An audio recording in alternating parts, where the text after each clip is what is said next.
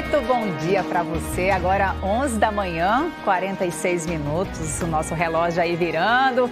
Neste sábado de sol e também de muitas informações, aquele sábado, gente, que nem parece que nós estamos no inverno, que nem parece que a gente vem de dias de chuva. Olha só que imagem linda que a gente traz para você deste sábado, 2 de agosto. Algumas nuvens em cima, mas com sol brilhando forte. Olha, a APAC, a Agência Pernambucana de Águas e Clima, diz que pode chover aqui na região metropolitana, na Mata Norte e na Mata Sul agora, no fim de tarde e início de noite, para a gente ficar de olho. Olha só que imagem linda na praia de Boa Viagem, aí zona sul do Recife. Um monte de gente curtindo o dia de sol, dia de praia.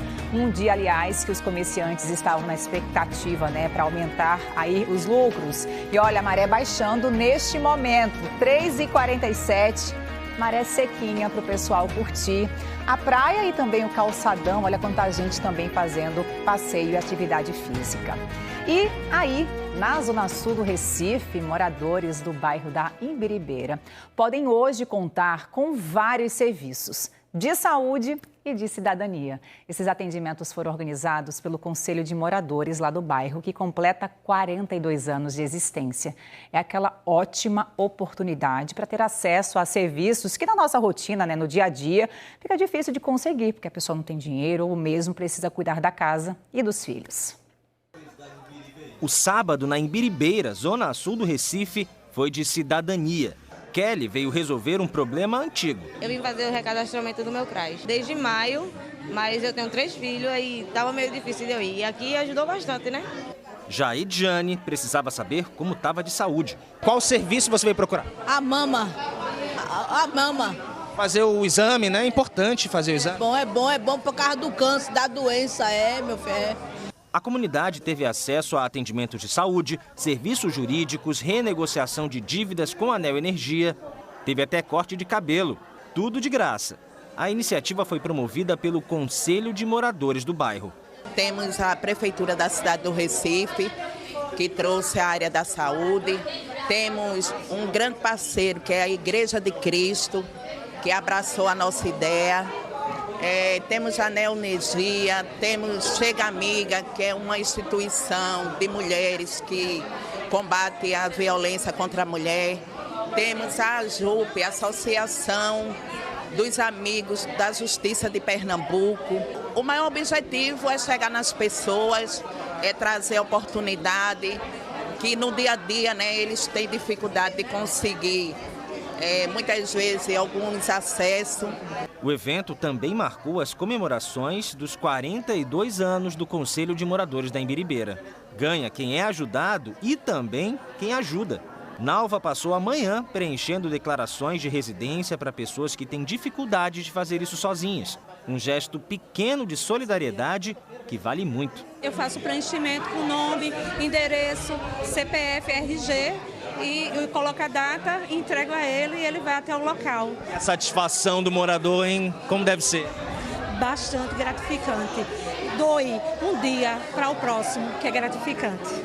Que legal, e o melhor que ainda dá tempo de você aproveitar. O dia D vai até às 4 da tarde de hoje, lá na sede do Conselho de Moradores da Imbiribeira, na rua Antônio Torres Galvão, número 30. E o Movimento Pro Criança, uma organização sem fins lucrativos que pertence à Arquidiocese de Olinda e Recife, completa 32 anos, atendendo a centenas de pessoas e, claro, tem programação especial para comemorar neste sábado no bairro do Recife. E Bruno Fontes acompanha tudo ao vivo. Bruno, bom dia para você. Oi, Clarissa, bom dia para você, bom dia para todo mundo. Um sábado lindo de sol e também com muita luz aqui na Igreja Madre de Deus. 32 anos, mais de 52 mil jovens formados, jovens que estavam em situação de risco, vulnerabilidade social. E vocês estão tendo agora o privilégio, nós estamos tendo, porque é exatamente o momento que o maestro Otávio Góes está com um coral. O coral é lindo, já emocionou muitas pessoas aqui, eles cantando. E aqui, bem aqui, Fátima Teles, está se aproximando, Dudu do acordeon. Olha só, ele já participa há bastante tempo do Movimento Pro Criança, é um grande parceiro, um voluntário. E aqui ao lado, daqui a pouco vai cantar Ave Maria Sertaneja, a Cristina Amaral. Também se emocionou, ela que é embaixadora do Movimento Pro Criança. Está muito lindo, muito lindo. Daqui a pouco eles vão sair daqui e vão até o prédio do Movimento Pro Criança, na rua Vigário Tenório, que fica a 200 metros daqui, e eles vão reinaugurar a antiga sede, que ela foi fechada por mais de um ano por causa de problemas financeiros, mas aí com os colaboradores, com as pessoas, eles vão reabrir e vão lançar um curso que vai acontecer lá. 150 vagas para o curso de tecnologia.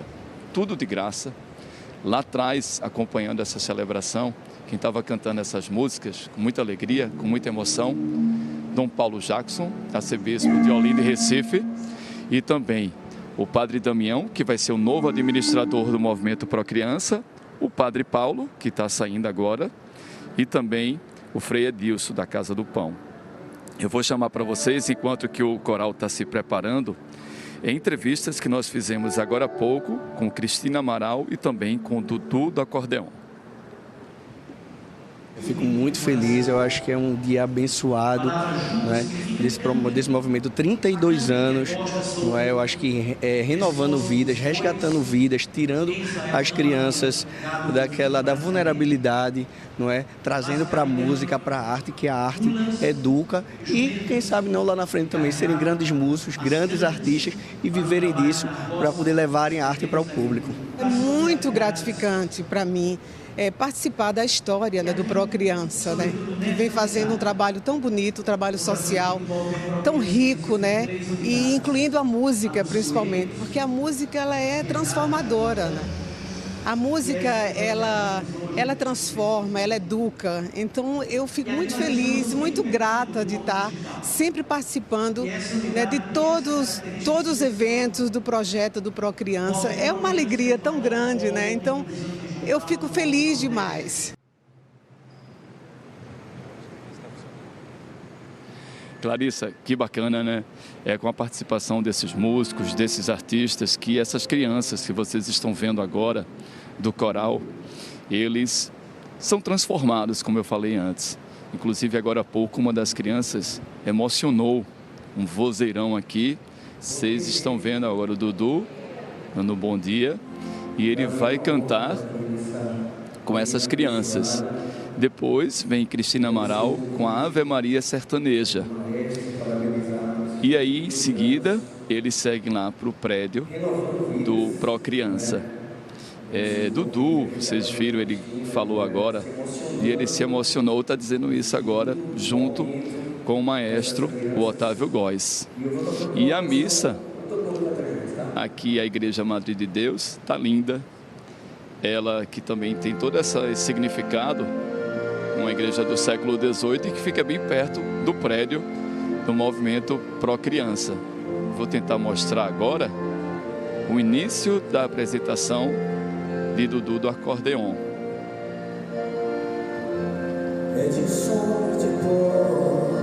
É isso, essa música é linda. E eu vou voltar com você agora, Clarissa. Isso. Bruno, muito lindo ver tudo, acompanhar tudo. Obrigada por nos trazer essas informações. Se você me permite, eu vou só acrescentar mais uma informação. Esse rapaz, garotinho aí atrás, né, do Dudu, que tá com o cordão do autista, né, o Félix, que tem 11 anos e é lá de Cajueiro. Tá? E ele foi que inspirou o Leopoldo Nóbrega, que é o criador do escultor, da escultura gigante do Galo da Madrugada, a este ano fazer uma homenagem às crianças autistas. O Félix é apaixonado por canto, ele foi que inspirou o Leopoldo e a gente está vendo ele aí em ação com o coral. Muito lindo. Obrigada, Bruno, por nos trazer essas informações.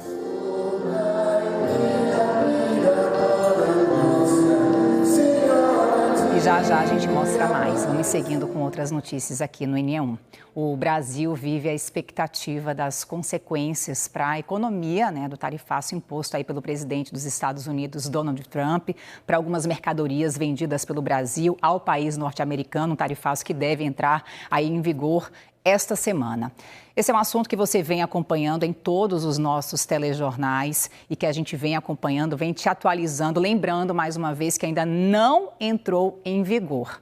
Esse fato político, apesar de não ter entrado em vigor, já está sendo usado como um argumento por bandidos para aplicar golpes. Eles oferecem falsas doações de produtos que deixariam de ser exportados aos Estados Unidos. A oferta das doações despertou entusiasmo em Cícero, que preside um Instituto Fênix, uma ONG no bairro dos Coelhos, no centro do Recife. O autor da mensagem entrou em contato pelo WhatsApp do Instituto e se identificou como o deputado federal de Pernambuco, Eduardo da Fonte. A mensagem falava da doação de 1 tonelada de peixe, cestas básicas e kits de irrigação por indústrias e empresas em parceria com a CONAB, a Companhia Nacional de Abastecimento. Por telefone, o golpista disse que a carga não embarcou para os Estados Unidos por conta do tarifaço do governo norte-americano. A medida, programada para entrar em vigor na semana que vem, já está afetando as exportações brasileiras. Foi quando ele disse, a gente está com a doação, foi toda uma articulação que a gente fez para não perder essa carga, que era uma carga que ia para os Estados Unidos, então por conta do tarifaço, para não perder, a gente vai doar para as instituições sem fins lucrativos. Cícero não desconfiou da oferta. O número do telefone foi o principal, DDD 61, que é Brasília, como a gente tem muitos contatos em Brasília, em nenhum momento eu desconfiei, entendeu? E como não apareceu a imagem, é porque talvez não tivesse salvo o nosso contato no telefone dele, estava entrando pela primeira vez. Outro ponto também que a gente não desconfiou é quando ele entrou em contato e disse, encaminha as documentações da instituição, aí já foi dizendo ata, comprovante de residência, documentação do presidente, e que isso já é normal. Quando as instituições querem doar para qualquer instituição do terceiro setor, eles pedem essas documentações. A conversa continuou com outra pessoa que se identificou como o assessor do parlamentar. Ela disse que a carga estava em Maceió e sugeriu o pagamento de um frete de R$ 1.380 para trazer as doações para o Recife.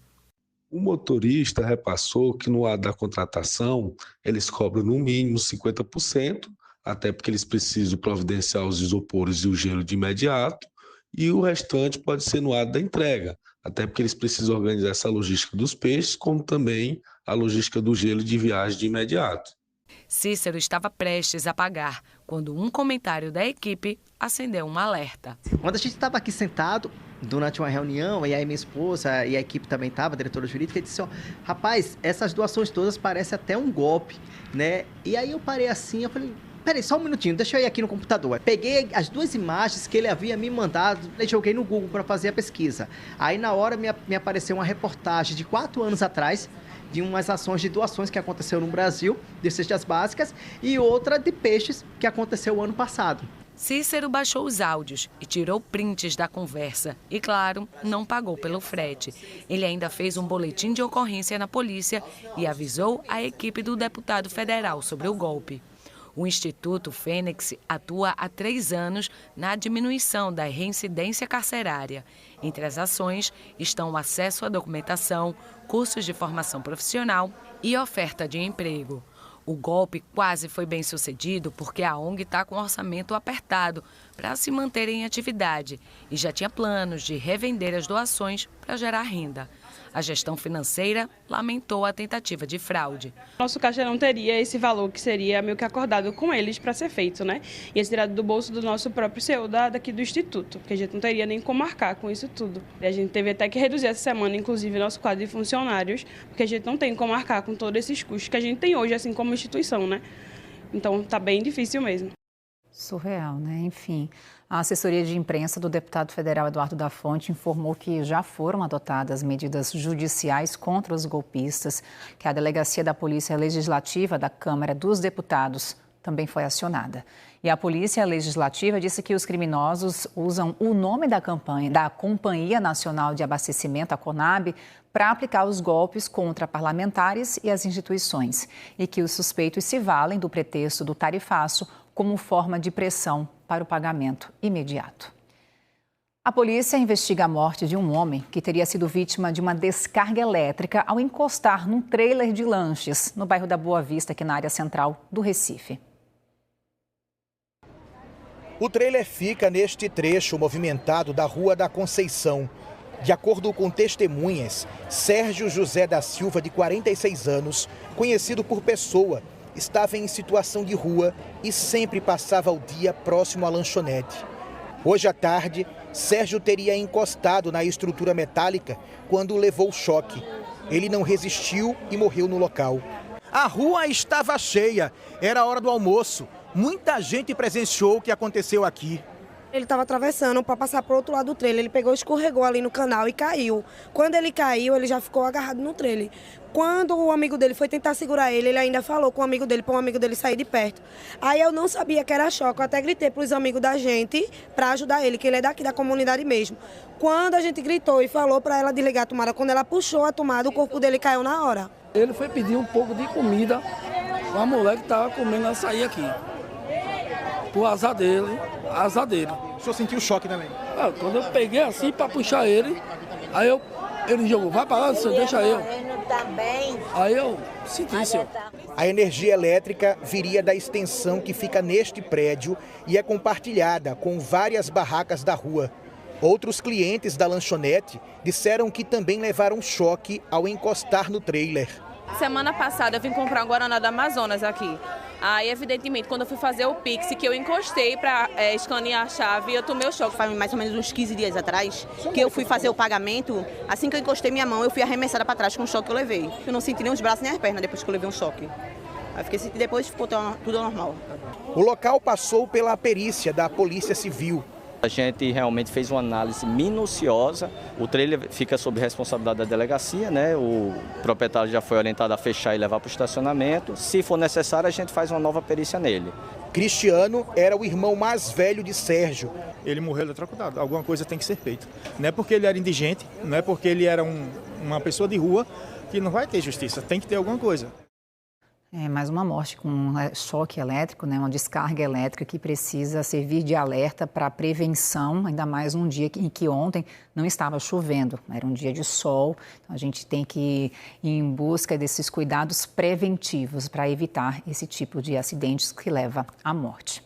Bom, e moradores do Alto Nova Olinda estão revoltados com uma obra que começou a ser feita pela prefeitura e, segundo eles, sem nenhum aviso à comunidade. O que é que eles contaram? Disseram que a prefeitura de Olinda interditou um trecho de 2 quilômetros da Avenida Maria Gomes.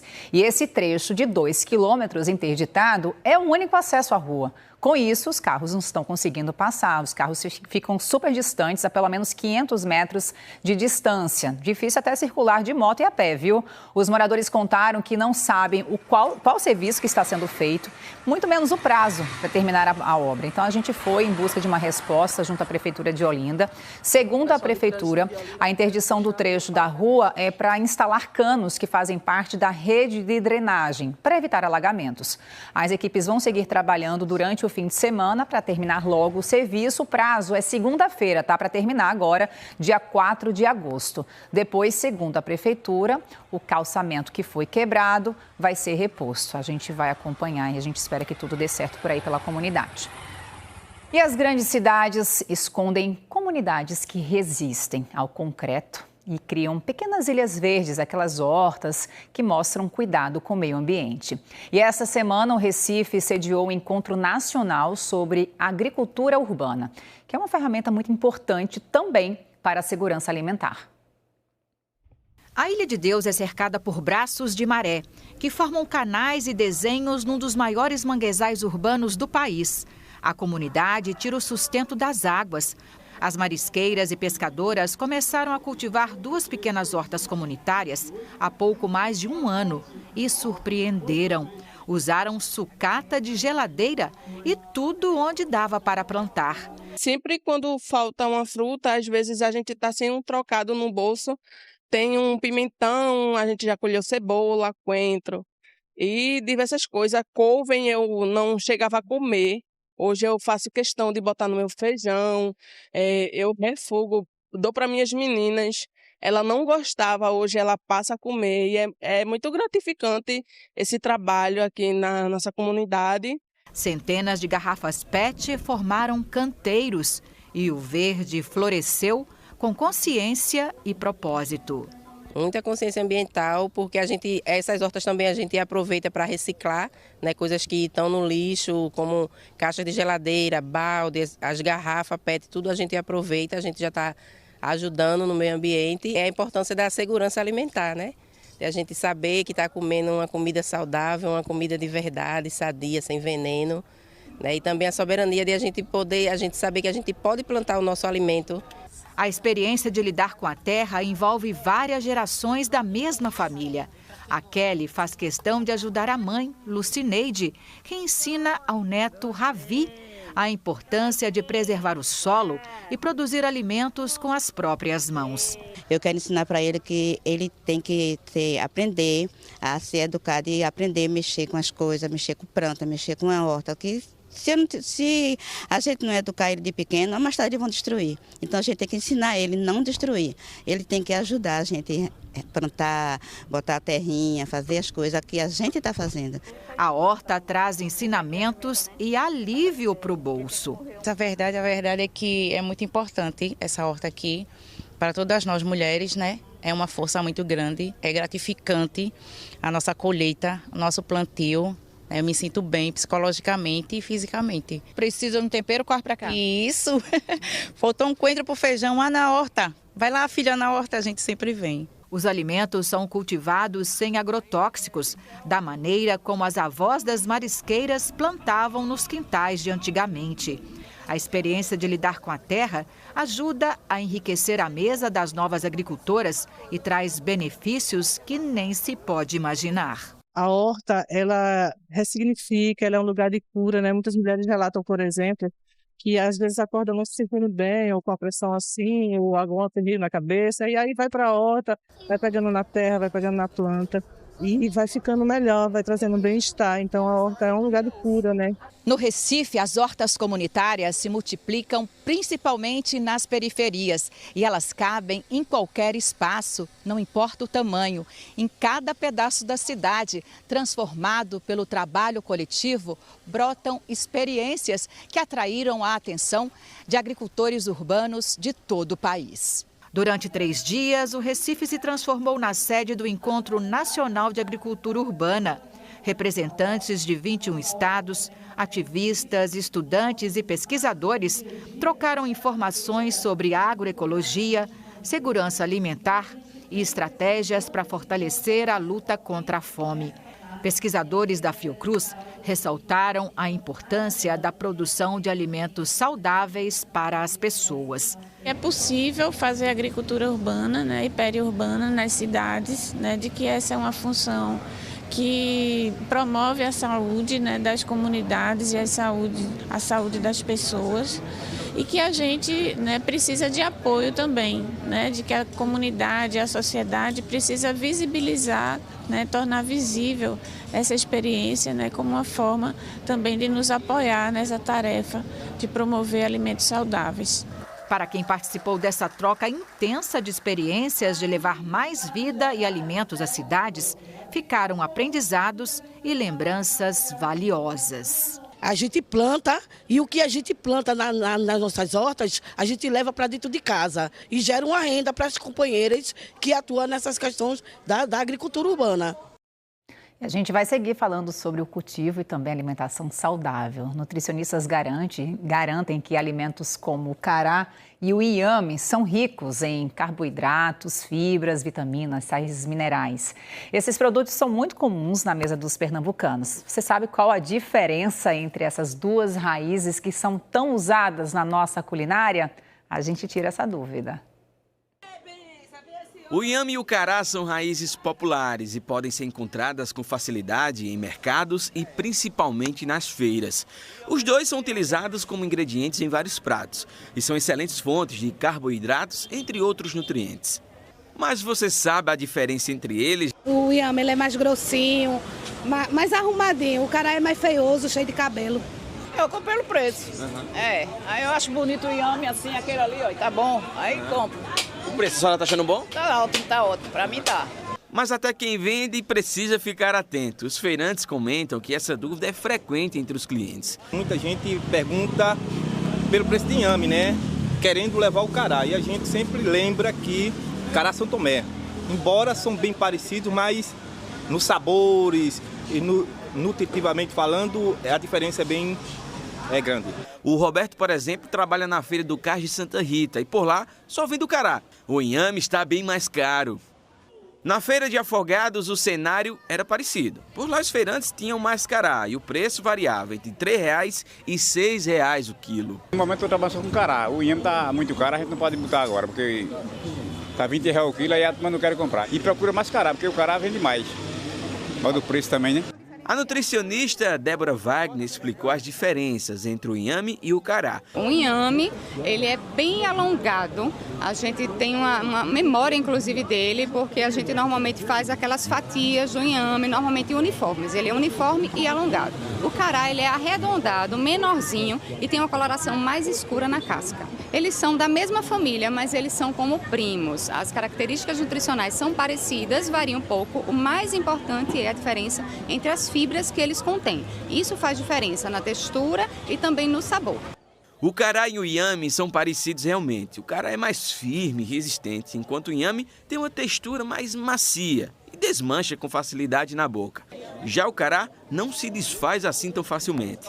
Mas uma coisa é certa, o inhame ou o cará são muito ricos em nutrientes. É uma raiz extremamente saudável, são tubérculos muito ricos em fibras, em sais minerais, complexo B, que também é bem importante na alimentação geral, e como fonte de carboidrato, muita fibra, ferro e vitamina C. 12h, 12 minutos, o mercado Eufrásio Barbosa, em Olinda, recebe neste fim de semana um encontro de brechós. Um evento que une empreendedorismo com temas bem importantes, como sustentabilidade e empoderamento feminino. Gustavo Ferreira, boa tarde para você, mostra tudo pra gente. Oi, Clarissa, boa tarde para você, muito boa tarde para todo mundo. Olha, eu não sei se dá tempo de mostrar tudo, porque vamos ver se a gente consegue. Lá no fundo, ó, tem até uma laúça aqui estilosíssima na nossa frente, mas ó, é até o final aqui do Mercado Eufrásio Barbosa, de estandes, de pessoas que vieram aqui para vender, revender, passar para frente produtos como roupas, acessórios, cosméticos, doces também. Aqui tem comida, né? Já é a hora do almoço, 12h12, quase 12h13. E aí, essa é a 11ª edição desse encontro de brechós, que já é tradicional aqui em Olinda. Estou aqui passeando junto com você aí de casa. Deixa eu conversar com Sinara. Sinara, vem cá. Muito boa tarde. Boa sorridente, tarde. Linda demais. Ó, como é que estão as vendas por aqui hoje? Boa tarde de novo. Ainda estão aquecendo. Ainda é cedo, mas esperamos ficar bem melhor, né? O trabalho vai até que horas? As vendas vão até que horas? Até às 17. Não quer voltar com nenhuma peça dessa aqui, não? Nenhuma, quero vender todas. Que maravilha. Esperamos. Boas vendas então, hein, Sinara? Obrigada. Vou conversar aqui com Roberta Peregrino. Vem, Roberta, chega aqui perto de mim. Que ela é organizadora, teve a ideia de reunir todas essas mulheres, essas empreendedoras, empreendedores aqui. Um evento que só cresce, né? Eu estava aqui na 10ª edição, estou aqui na 11ª e agora a gente está vendo que tem muito mais gente vendendo, né? Boa tarde. Boa tarde, exatamente. Está numa crescente enorme o Encontro de Brechós, eu fico muito feliz.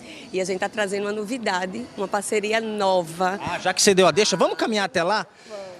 Vamos mostrar essa novidade que é aqui, ó, na entrada do mercado, já que a gente fala muito de sustentabilidade aqui, né, Roberta? Exatamente. Eu conheci a mestra Lívia quando fomos homenageadas pela Prefeitura de Olinda e o Sebrae Destaque do ano 2025. Deixa eu conversar então com a mestra Lívia. Muito prazer. Obrigado por mostrar um pouco desse trabalho que é muito importante, né? O que é? Conta pra gente em resumo. Estou vendo várias sacolas aqui estilizadas com mensagens bonitas. Lindas, não? O que é isso? É uma campanha, nós desenvolvemos 2 campanhas desde 2012 para que a gente tenha mais cuidado com o nosso planeta. Então, assim, na compra, as mulheres sempre levam a sacola para casa e descartam, um único uso. Então, nossa sensibilização agora é para que a gente reutilize essa embalagem, trazendo também um cuidado com o planeta através das mensagens. E aí, quem trouxer pode colocar aqui nessa caixa, né, Christopher? Ó, mostra pra gente aqui. E aí já faz parte, né? Que ideia maravilhosa. Boa, vixe, que ideia boa. Que ideia boa, mestra. Obrigado, viu? Ó, daqui a pouco a gente volta. Deixa eu virar você aqui pra frente, que você tá de costas agora. Ó, daqui a pouco, Clarissa, você me chama, que a gente fala um pouco mais sobre esse encontro de brechós que tá rolando, vai até o finalzinho da tarde. Volto já. Com certeza. Até já, Gustavo. Obrigada. Bom, e logo mais, à tarde, depois da edição especial da novela História de Amor, estreia um programa. Fiz a escolha certa. Vão ser 4 episódios que mostram que uma decisão correta pode mudar tudo. E a Carol Maloca é quem faz o convite. Oi, Carol. Oi, Clarissa, tô passando aqui para invadir o NE1 para falar com quem tá assistindo. Oi para você que tá assistindo o NE1. Eu também amo e é por isso que eu vim fazer um convite especial para você. Um programa nunca visto, inédito. Se nunca você viu é porque é inédito e se nunca teve é porque você não viu. Um programa para a família todinha. Fiz a escolha certa na Globo Pernambuco comigo, Carol Maloca. Olha o carro do sonho passando na sua porta, freguesa! De 2h30 a gente tem um encontro marcado, viu? Não perde não. Fiz a escolha certa.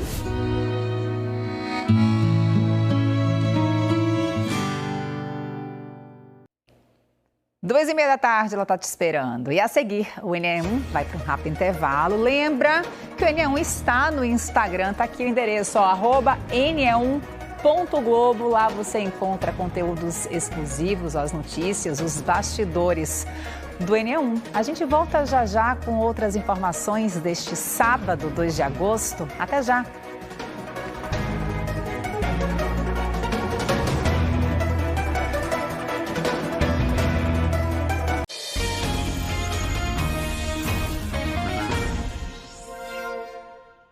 Estamos de volta, 12h20. Nas últimas semanas, a gente ouviu muito a palavra soberania. Estava lá na internet, nos nossos telejornais, no rádio.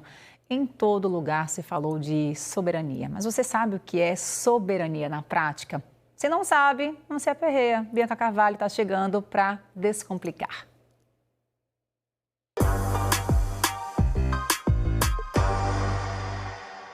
Oi, gente, tudo bem?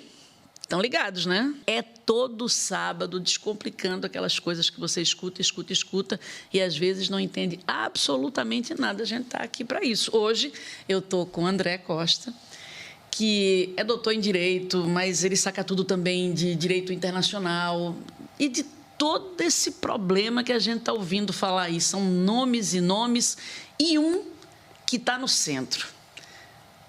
Soberania. O que será que é soberania? Vamos ver? Eu pensei... Tudo bem, André? Tudo jóia, Bianca. Obrigada por ter vindo aqui para ter essa conversa com a gente. Para descomplicar. Isso aí. Ó, eu pensei numa coisa. Vamos começar... Quando a gente vê, a gente consegue entender tudo, né? Vamos fazer um desenho para a gente tentar entender. Vê só. Pensando assim no que é soberania... Quem está olhando assim, assistindo, deve estar dizendo, gente, o que é que tem ali? Um gato, um cachorro, um cavalo e uma galinha. Mas o que é do gato? O cachorro come? Não, né? Em tese não é para comer, né? O que é do gato é do gato. É do gato. Aí, por exemplo, o milho da galinha, o cavalo pode comer? Não, não deve, né? Não deve comer. Aí, o galinheiro é o lugar que... Quem fica no galinheiro? A galinha, o galo. A galinha, o galo. O cavalo é para ir pro galinheiro? De jeito nenhum. Não pode. Não é assim? Cada um no seu quadrado, né? Cada um no seu quadrado. A historinha é essa, né? Cada um no seu quadrado. Eu acho que essa analogia é perfeita. E no mundo dos gatos, quem é que manda? É o gato. E como é que é quando um cachorro tenta mandar no gato? Aí é que começa o problema. É confusão. É confusão. Aí está o problema. Porque é o seguinte, a soberania é o direito de que um país, né, um Estado tem de ser regulado pelas suas próprias leis, né, pelo seu povo. e criar o seu mecanismo de organização. Agora, eu costumo dizer, Bianca, muito em sala de aula, que é o seguinte, veja, quando a pessoa compra um apartamento, o apartamento é dela, ela manda no apartamento, mas ela manda no prédio todo?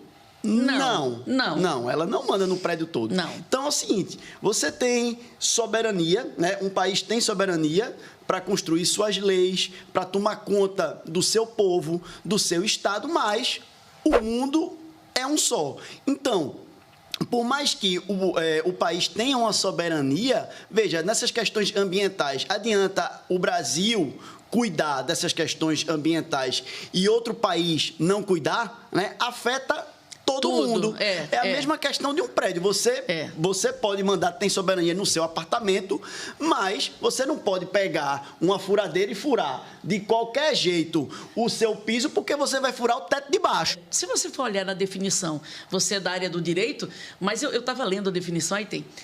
É o poder, um poder político, que se tem sobre o território, e sobre as pessoas. Quando se fala nesse as pessoas, é o quê? Somos todos nós, né? Aquele povo que constitui aquele território. E o que é interessante é que essa soberania tem que estar muito atento a questões locais como a cultura. Por exemplo, é muito difícil, seria muito complicado você trazer ou querer colocar ou criar alguma lei que não tivesse uma sintonia maior com aquele povo. Então, é muito importante que essa soberania esteja também atento a isso, porque a soberania só tem sentido quando você consegue representar a vontade daquele povo, né? Aquela vontade popular, aquela vontade política. Não dá para ser o rei sou eu, né? Não dá para ser. Na prática, se a gente for pensar... Porque aí a gente não pode confundir soberania com tirania. Não pode de jeito nenhum, não pode. Tem que ser o território e as pessoas. Quando a gente pensa na prática, e aí esses desenhinhos, né, é até bom a gente explicar, porque nem todo mundo identifica. Aqui nesse primeiro a gente tem território, aqui meio ambiente, aqui o cifrão, né, economia, ali a cultura e ali as redes, a comunicação, a conectividade entre as pessoas. Vamos pensar, território é o que você estava falando. Sim, é o território. A soberania... ela tem essa possibilidade de, dentro daquele lugar, daquele território, criar leis que vão reger, que vão funcionar para organizar aquela sociedade, aquele Estado. E quando a gente fala em meio ambiente, a gente está falando de quê? Da Amazônia? Da Amazônia. É nossa. A soberania, a Amazônia é nossa. Então, quem decide sobre a Amazônia? O Brasil. Inclusive, veio um papo, uma época meio estranha, de internacionalizar. A questão é papo estranho, só o que eu tenho ouvido. Queriam internacionalizar a questão da Amazônia. Agora, essas pessoas que às vezes querem internacionalizar as nossas riquezas, não querem internacionalizar as delas. Entendeu? Eu quero na tua casa, mas não quero na minha. Exatamente. Eu me meto na tua vida, mas não quero que você meta na minha. Aí é fácil, né? É demais, é por aí. Ave Maria, quando a gente bota dinheiro e conectividade, redes sociais, aí a gente entra no meio da tempestade que a gente está falando agora. O que significaria, na economia, a soberania de um país? Na economia. Pois é, Bianca. O Brasil, ele emite a sua moeda, tá? O real. Sempre que se você chegar lá fora, for querer comprar alguma coisa com real, você compra? Não. Não compra? Não. Dificilmente. Geralmente vão querer que você compre com dólar, com a moeda do país. Opa! Aí é que tá. Agora, se você chega com dólar... você tem uma possibilidade muito maior, o quê? De ser aceito. Porque houve, a partir de um determinado momento, a partir da década de 70, a hegemonia do dólar. O dólar passou a ser a moeda padrão do mundo. Mas só quem emite o dólar é um país, os Estados Unidos. Ora, se é o único país, os Estados Unidos, que emite o dólar... esse país vai ter uma influência nos outros países, nos outros estados, inclusive até muito grande. Essa influência, às vezes, não vem só por meio de ocupação de território, não. A questão da moeda é muito séria, muito importante. E aí, veja, isso dá um poder a um país muito grande de, obviamente, criar até, algumas vezes, uma coerção a outro país. Por quê? Porque é uma moeda que ela vai se sobressair, né? Do ponto de vista hegemônico, a todas as moedas, e é um país que emite essa moeda. Entendeu? Talvez por isso esse país ache que tem essa, além da soberania, ou seja, do mando no país lá, vamos falar, nos Estados Unidos, aí eles acham mesmo que podem mandar em outros países. Ô, Bianca, se, por exemplo, o Brasil ele vai negociar com a China ou vai negociar com qualquer outro país, por que necessariamente a moeda tem que ser o dólar? Veja, isso não foi direcionado por uma lei da gravidade, por uma lei da natureza. Isso foi um direcionamento diante de um tensionamento político, social, geopolítico, né? Enfim, que veio crescendo principalmente pós-Segunda Guerra Mundial e se tornou hegemônico. Aí vamos pensar agora, vamos falar da treta. A confusão. Porque, vê, por que a gente está falando de soberania? A gente está falando de soberania porque teve essa confusão aí, né? Teve essa treta. Antes da gente destrinchar a treta, vamos assistir a uma reportagem, que a reportagem já inicia um pouquinho essa treta. Vamos lá.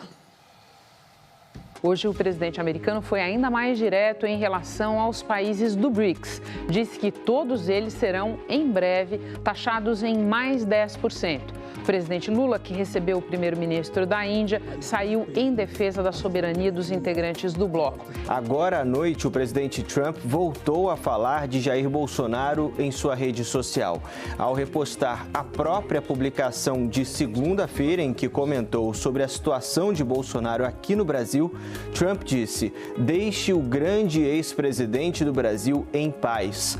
Caça às bruxas." Trump critica o julgamento de Jair Bolsonaro e ações no Supremo sobre as plataformas de redes sociais. Mas os ataques de Donald Trump começaram durante o encontro dos BRICS. Hoje à tarde, em Washington, Trump disse que o Brasil receberia uma carta com uma nova tarifa, a exemplo de outros países que receberam avisos de sobretaxas na segunda-feira. Algumas horas depois, publicou nas redes sociais a carta que enviou ao presidente Lula.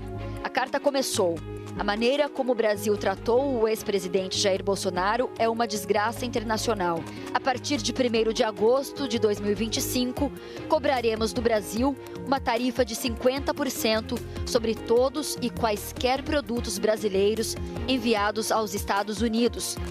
A nossa justiça tem autonomia. O Poder Judiciário é um poder autônomo, como é o Legislativo. E aqui a gente obedece regras. É assim que funciona a lei para todo no mundo. Ou seja, nós precisamos aprender a respeitar. Você nunca viu me meter numa decisão de justiça americana. É confusão, é treta, viu? É treta. Então, e, pesado. gente, olha, a gente não convidou nenhum político para falar sobre esse assunto, não. André não é político. André é professor, profissional da área de direito, especialista, tem mestrado, doutorado. A gente convidou um professor para falar disso. Porque a discussão aqui não é política, a discussão é do que é. Sim. E algumas coisas chamam muita atenção nessa carta, sobretudo, quando você diz assim: por conta das sanções, por conta do que está acontecendo com o ex-presidente, a gente vai, a partir de agora, taxar em 50%. Isso é uma espécie de chantagem, né? Isso só me lembra sabe aquelas coisas de quem recebe uma chantagem? Quanto mais você ceder, mais o chantagista vai te cobrar. Chantagem é um negócio que sai muito caro, porque se você cede... Não, eu vou ceder dessa vez. Aí o outro vai dizer... Se eu apertar, fulano é frouxo. Ele cede. Aí ele vai e cede. Como é que é essa história dessa chantagem, sabe? Como é que a gente entende isso? Gente, repito, professor, como é que a gente entende isso? Bianca, isso me lembra quando eu era menino, né, tinha aquela questão da pessoa chegar, do dono da bola, porque ele é o dono da bola, ele queria jogar todas as partidas, mesmo se o time dele perdesse, ele não queria sair, porque a bola era dele, ele queria jogar todos os jogos. E o que o presidente dos Estados Unidos, Trump, fez é uma chantagem perigosa, se utilizando de uma condição, de um poder econômico para atingir finalidade política. Ou seja, em cima de uma questão, pela potência econômica que é os Estados Unidos, ele querer se intrometer dentro de uma questão interna do Estado brasileiro. Aí vem aquela perguntinha que dá vontade de dizer assim... E não pode, Não pode. Não pode, porque a gente tem a nossa soberania. O nosso Poder Judiciário tem a soberania, tem sua autonomia, e não é a vontade de um presidente de qualquer outro país que seja, qualquer outro país, não só Trump, mas qualquer outro país que seja, qualquer um presidente, de querer se intrometer para proteger algum tipo de aliado político e criar dentro disso um constrangimento para o nosso país, para o nosso Estado, para as nossas instituições. Até a gente colocou aqui, né? Só para a gente entender um pouquinho, como foi tudo, e foi tudo assim, foi uma cascata de tragédia. No dia 6 teve a reunião do BRICS, aí depois no dia 7 Trump saiu em defesa do ex-presidente, aí no dia 8 ele defendeu de novo na rede social, no dia 9 veio essa bomba, essa carta, dizendo que a gente parece, sabe assim, parece o boletim. Vou lhe punir porque eu posso lhe punir porque eu sou seu pai. Oi? Não ficou... Gente, repito, eu estou conversando com um professor. A gente não chamou ninguém da política para falar sobre isso, porque a gente quer entender do ponto de vista de soberania o que é isso. E aí entra a rede social também, né? Quer dizer, mas porque o Brasil estava querendo... Explica um pouco isso aí, só para a gente lembrar dessa coisa da rede social, porque o Brasil... Explica, professor. O Brasil vem debatendo uma regulação, né, das mídias sociais, das redes sociais, e as chamadas Big Techs. E essas Big Techs, elas são, em sua grande maioria, de origem, principalmente dos Estados Unidos, do Vale do Silício, do conhecido Vale do Silício lá. E hoje está aí o grande problema, né, da narrativa e das tensões mundiais, porque essas Big Techs atuam e querem atuar dentro de uma linha muito cinzenta, sem lei, sem respeitar nada, entendeu? Eu falo o que quiser, de quem quiser, do jeito que quiser e o quanto eu quiser. E aí a gente tem que ter muito cuidado, Bianca, porque surge um discurso perigoso. De liberdade de expressão. Tô ligada. A gente vai fazer um Descomplica sobre isso também. Confundindo regulação com liberdade de expressão. E a gente tem que ter muito cuidado, porque é algo que pode abrir um ambiente incontrolável, né, de algumas situações, como a gente tem visto. Já está. Entendeu? E quais serão essas consequências? Enfim, então, a gente precisa ter muita calma. E, na verdade, o que às vezes está por trás de todo esse interesse, de toda essa briga, esse tensionamento econômico, na verdade, interesse também dessas Big Techs por trás, que hoje detêm um poder muito grande, né? Praticamente, vamos dizer assim, em termos de lei, é um Estado à parte, age, né, de uma maneira fluida. Só que a gente tem percebido isso, né?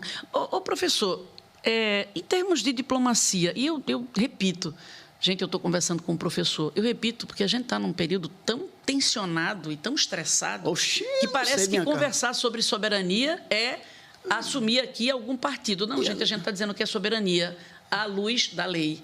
E aí, à luz da diplomacia, quais são as soluções, professor, possíveis dessa situação, para que o Brasil não deixe de exercer o que ele tem, que é a sua soberania, e, enfim, qual é a saída? Antes de falar, Bianca, disso, é muito importante o que você está falando, sabe? Porque, por exemplo, a gente que está em sala de aula, dando aula de direito constitucional, veja, às vezes fica praticamente impossível você dar uma aula, falar da Constituição, porque hoje tudo é tensionado ao ponto que você parece que ali está assumindo apenas um lado e não fazendo uma análise de uma situação e de uma lei, de uma norma. Então, é muito importante você colocar, porque a gente está precisando de muita sensatez, sabe, nesse momento, para fazer essa análise. E esse debate que é importante. Na diplomacia, o que, obviamente, a gente tem visto, olha que interessante, como a diplomacia tem que atuar em interesse ao seu Estado. Claro. E dentro do interesse do seu Estado, obviamente, respeitando esses compromissos internacionais, em termos de acordo, em termos de tratado internacional, fazendo prevalecer os interesses, no caso do Brasil, a diplomacia brasileira, do Estado brasileiro. Entendeu? Em cima disso. E nem se trata da soberania do que foi exigido como moeda de troca, né? Nesse caso foi o ex-presidente. Mas se fosse, gente, os personagens do Sítio do Pica-Pau Amarelo, ainda assim seria uma exigência que não cabe considerando a soberania de um país. Não é isso que você está dizendo? Como assim, Bianca? Eu vou dizer uma coisa que a gente diz muito. Soberania não tem a ver com um governo. Tem a ver com o Estado brasileiro. Como assim, Deco? É que os alunos me chamam de Deco, todo mundo chama de Deco. Não, Deco, tá valendo. Deco. Aí, como assim, Deco? Veja, independentemente do governo, a gente tem que saber que essa soberania é do nosso Estado. Hoje é esse governo que aí está. Amanhã pode ser outro. E a gente tem que zelar pela nossa soberania, pelo Estado brasileiro. Isso depende de quem está ocupando o poder. Independente, entendi. Independente. Né? É aquela questão de que a gente tem que ter muito cuidado, porque o Estado brasileiro, ele tem as suas competências, entendeu? Isso deve ser respeitado. Como assim competência? A gente tem as nossas riquezas naturais, os nossos recursos, né? Os nossos interesses enquanto desenvolvimento do país, tudo. Então, isso não pode ser relativizado porque eu não gosto de um governo, sim, mas amanhã entra outro. E aí, tu vai relativizar isso? A soberania precisa estar acima disso, de quem está ocupando o poder. Então, vamos caminhando para o final. Deixa eu te perguntar uma coisa. O que é que cada um de nós não deve, mas deveria refletir sobre, pensar? Eu circulei esses dias por aí, nas avenidas, e tenho visto algumas pessoas com bandeiras norte-americanas. E, ao mesmo tempo, do lado, pessoas que estão falando de patriotismo. Então, rapaz, até eu que descomplico, fiquei confusa. Eu disse, como é isso?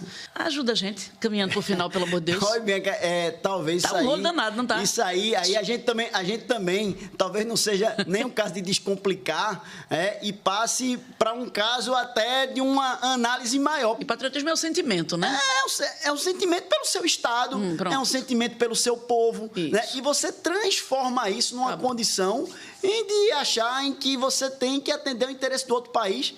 É tudo menos patriotismo, né? Eu sei que tem tema, gente, que levaria aqui vários programas de Descomplica aí pra gente entender, porque tem coisa que não tem mesmo explicação. Querido, difícil, muito obrigada. Gente, eu que agradeço, muito Bianca. obrigada. Foi ótimo, obrigado, valeu. Descomplica aí, quer ouvir de novo, porque tem muito conceito nessa nossa conversa aqui, vai lá no g1.com, no nosso portal de notícias, que vai ter tudo direitinho. Um beijo.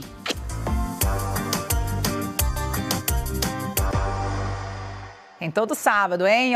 Fim de semana é de jogos decisivos para os times pernambucanos. E o Thiago Ribeiro chega para contar tudo. Oi, boa tarde. Boa tarde, pessoal. Tudo certo? Conta aí tudo pra gente. Então, temos um fim de semana muito importante. 3 times daqui jogando, jogos importantes. O Sport joga daqui a pouco contra o Bahia. O Náutico joga amanhã contra o Retrô pela Série C. E o Santa Cruz tem um jogo super importante no Sergipe. Vamos começar então falando com a Sara, que está lá na Ilha do Retiro. Sara Porto, cadê você? Sara, minha amiga, seguinte, jogo muito importante contra o Bahia, que vem bem. Como que tá o clima aí na Ilha do Retiro? Será que o pessoal ainda acredita, minha amiga? Boa tarde. Oi, Tiago, Clarissa, boa tarde para vocês, para todo mundo que está com a gente. O clima bem tranquilo aqui na Ilha do Retiro. A gente estava lá dentro, inclusive dei uma volta para ver se a gente achava torcedor, mas ainda não teve essa adesão tão grande de torcedores por enquanto. A gente está aqui bem pertinho do portão principal da Ilha do Retiro. A galera deve chegar mais perto da hora do jogo mesmo. Já foram vendidos mais de 15 mil ingressos para essa partida, apesar do momento difícil do Sport. O Sport deixou de vencer o Santos na última rodada e agora quer o torcedor que, enfim, saia essa primeira vitória do Sport no Campeonato Brasileiro, né? O Sport já está há 18 partidas sem vencer, um momento mais difícil da história do clube sem vencer. Então hoje o Sport quer, enfim, encontrar essa vitória no Clássico Regional. São Pedro ajudou, contra o Santos foi a maior chuva. Eu estou aqui debaixo de sol e eu quero saber como é que está em Aracaju com a minha amiga Lilian Fonseca. Boa tarde, Lilian. Como é que está o tempo, o clima por aí também e a torcida do Santa Cruz? Um cheiro para tudo. Minha amiga, uma ótima tarde para você, abração para todo mundo. São Pedro tá querendo embaçar a vida da gente aqui, mas tô contando com a sorte para fazer esse ao vivo aqui da beira do gramado. Só foi falar começou a chover. Mas é o seguinte, né? O Santa Cruz vai enfrentar o Sergipe amanhã às 5 da tarde aqui na Arena Batistão, né? Esse primeiro jogo do mata-mata da Série D, o Santa Cruz que finalizou a preparação hoje pela manhã no Sabino Ribeiro, que é o campo do Confiança, e foi debaixo de muita chuva esse treino, mas um clima muito leve por lá, os jogadores bem felizes, sorridentes, resenhando, brincando. E amanhã o Santa Cruz vai contar com o apoio da torcida aqui em Aracaju. Os 2.000 ingressos foram vendidos assim, ó, rapidamente. Tiago, Clarissa, eu tô debaixo de chuva e eu vou devolver para vocês. Amanhã é jogo grande aqui, ó. Cheiro. Já vai colocar a vai capa. Se proteger, menina, pelo amor de Deus. A gente precisa de você no Globo Esporte. Bom trabalho. Clarissa, esses são os jogos, né, do Santa Cruz, do Sport, mas domingo também tem um jogo super importante. Os aflitos vão receber Náutico e Retrô. Isso. Encontro de pernambucanos. O Náutico está super bem, está com 6 vitórias consecutivas, está no grupo de classificação à próxima fase. Já o Retrô não está bem. É o penúltimo colocado, jogão. E tudo isso você acompanha hoje no Globo Esporte. Dá moral pra gente. Tiago Ribeiro, bom trabalho para você, meu Obrigado, querido. Bom fim de semana para você. Beijo. Vamos para um rápido intervalo. Já já a gente vai receber um convidado aqui no estúdio para falar sobre enxaqueca. Não sai daí, até já.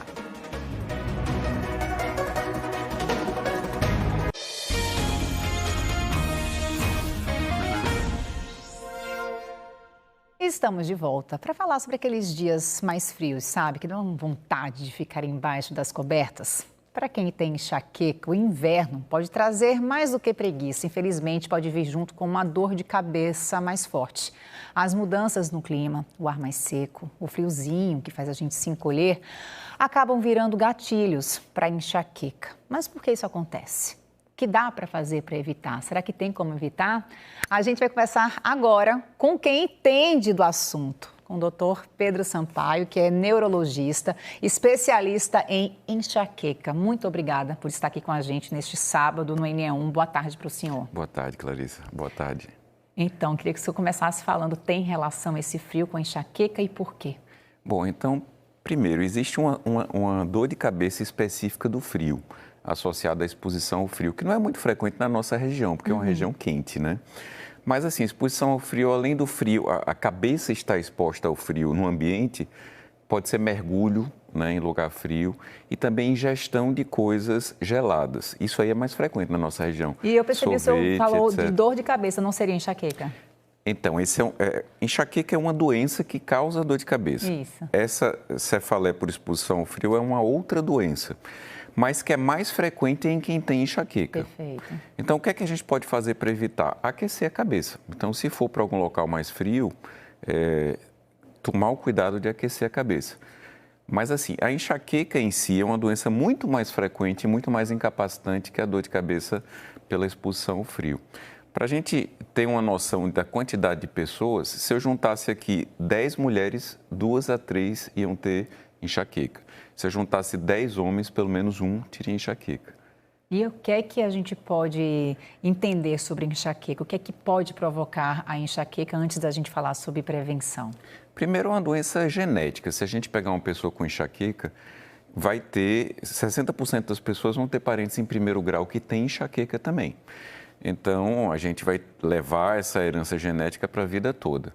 Mas tem controle, então essa é a primeira mensagem. A enxaqueca não é só dor de cabeça, é uma doença que tem como sintoma dor de cabeça, mas uma série de outros sintomas.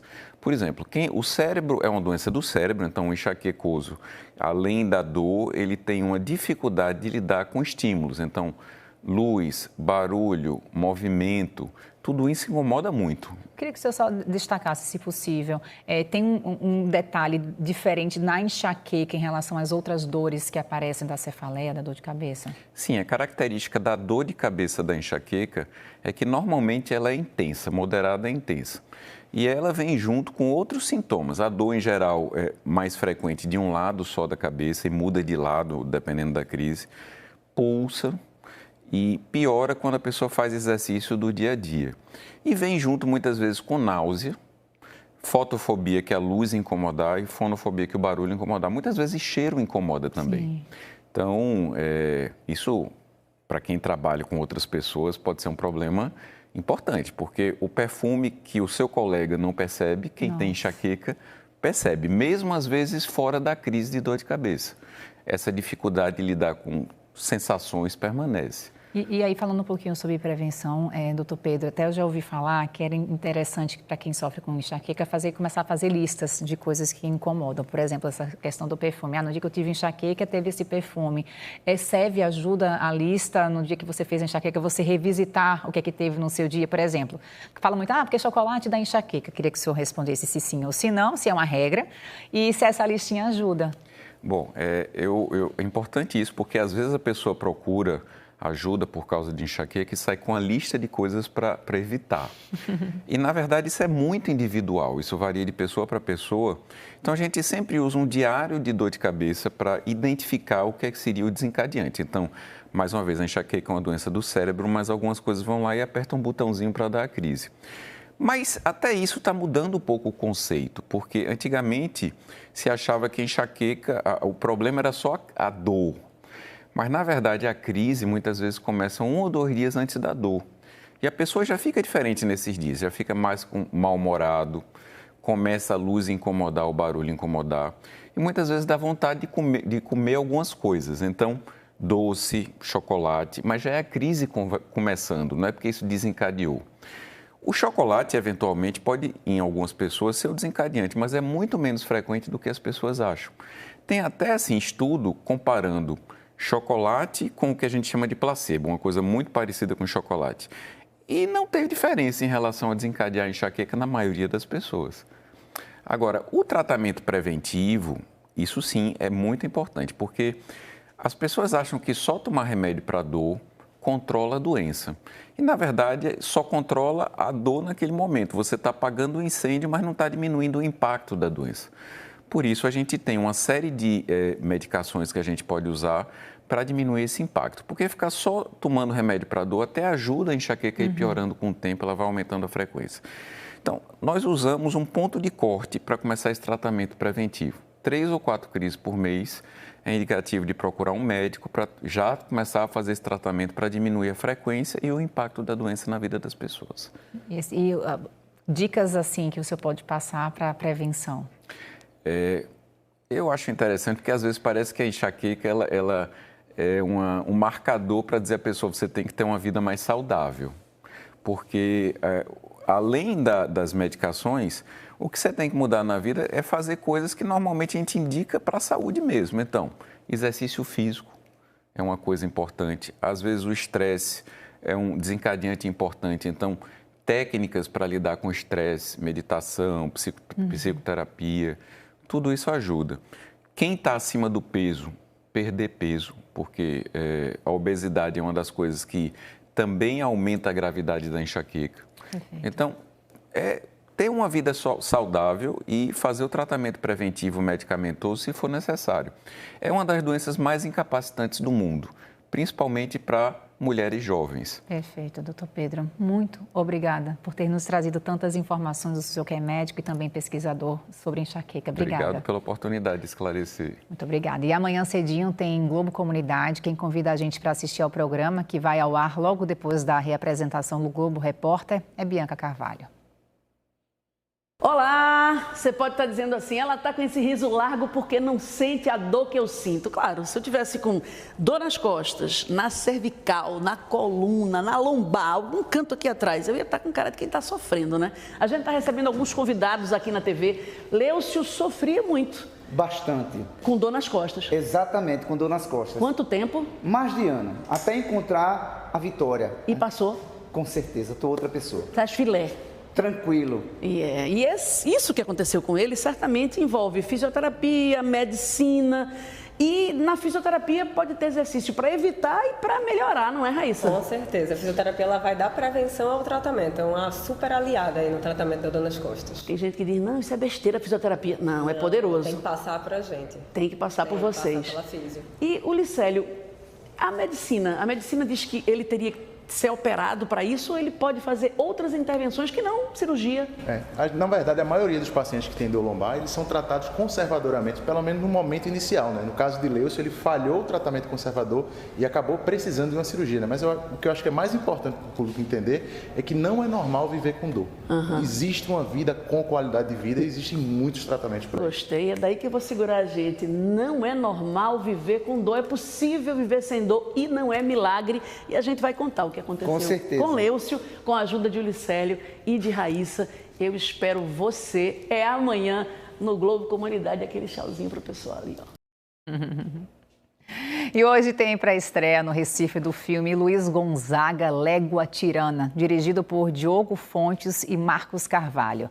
A sessão está marcada para as 18h no Cinema São Luís, aqui no bairro da Boa Vista, e faz parte de uma turnê em cidades aqui do Nordeste. A estreia nos cinemas será no dia 21. O Movimento Pro Criança completa 32 anos, tem programação especial. Mais cedo teve missa, Bruno Fontes acompanhou. Bruno.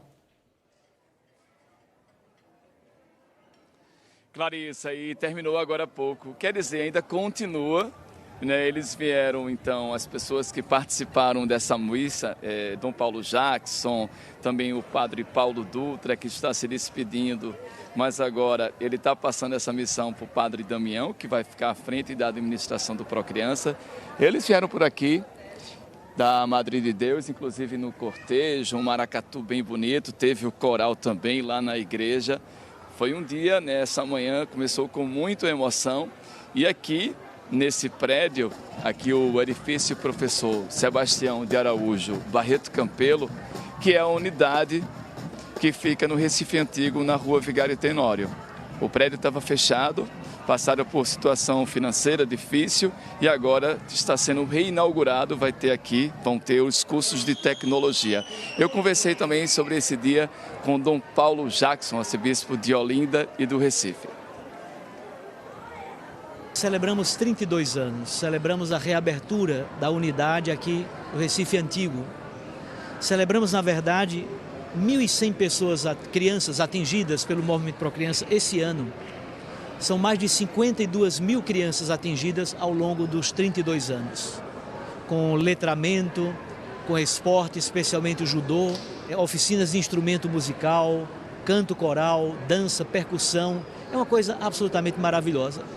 Poder resgatar crianças, dar-lhes liberdade, alegria e horizonte, sobretudo, esperança, horizonte, para que essas crianças possam ser tudo que a vida e Deus possa realmente orientar o caminho delas e elas possam trilhar um caminho de luz.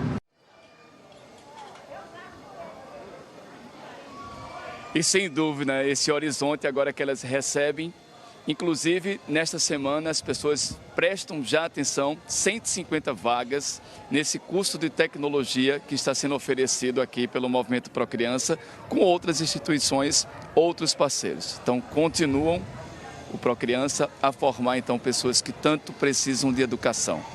Clarissa. Trabalho precioso. Obrigada, Bruno. Bora voltar para Olinda, para o Mercado Eufrásio Barbosa. Gustavo Ferreira está acompanhando o encontro de brechós. Gustavo. Vamos junto aqui, Clarissa, de volta no Mercado Eufrásio Barbosa. Olha, são mais de 60 expositores. A gente segue caminhando, eu e Christopher Moraes. Tem roupa e, ó, tem promoção. Tem produto a partir de R$ 9,90, R$ 10. Tem muita gente, olha que é hora do almoço, hein? E as pessoas que estão chegando vão sair daqui cheias de compra. Dona Ana, venha cá. Muito boa tarde, já está com o vestidinho. Ela mostrou aqui uma mochila que está cheia de coisa. Vai levar para onde essas roupas que a senhora comprou aqui? Aqui vou levar para o Janga, moro no Janga. Então, aqui está um preço ótimo. Já sabe onde vai usar esse vestido aqui? Ah, aqui eu vou usar para a faculdade, não é? Massa. Exatamente. Também dá para minha filha, que eu não só comprei para mim. Ah, ó que generosa. Eu convido todos, porque eu sou brechójoira, eu gosto de brechó. Então eu sei que os preços estão ótimos, tá entendendo? E tá maravilhoso, é massa demais aqui. Tem de tudo, tem óculos, tem anel, tem sapato, tem cinto, tem tudo que você imaginar. A mulher é boa de compra e boa de venda também, hein? Dona Ana, muito obrigado, viu? Bom fim de semana para a senhora. Ó, deixa eu conversar de novo com Roberta Peregrino, que está aqui e vai me dar o servição. é hoje e amanhã, não é isso? Fala para todo mundo que está acompanhando a gente aqui no NE1, nesse finzinho de NE1, até que horas funciona? Conta pra gente. No caso, vamos estar aqui hoje e amanhã, até às 17 horas, fazendo esse movimento circular que é tão importante, dando oportunidade para os empreendedores estarem aqui, né, tendo o seu ganha.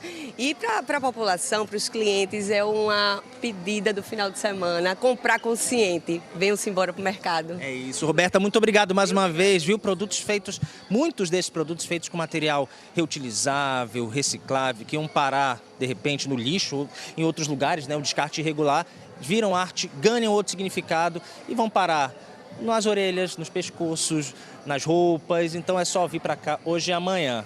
Clarissa, volto com você. E é aquela ótima oportunidade de encontrar esses empreendedores e conhecer um pouco mais da história deles. É muito legal. Obrigada, tá, Gustavo? E é assim que a gente se despede, que a gente agradece a sua companhia no NE1 deste sábado. Te desejo uma ótima tarde. Aproveita que o sol tá bonito neste sábado para você curtir. Te espero mais tarde, tá, no NE2. Fica ligado que agora tem as notícias esportivas. É o Globo Esporte chegando. Tiago Ribeiro já está na área. Ótima tarde para você.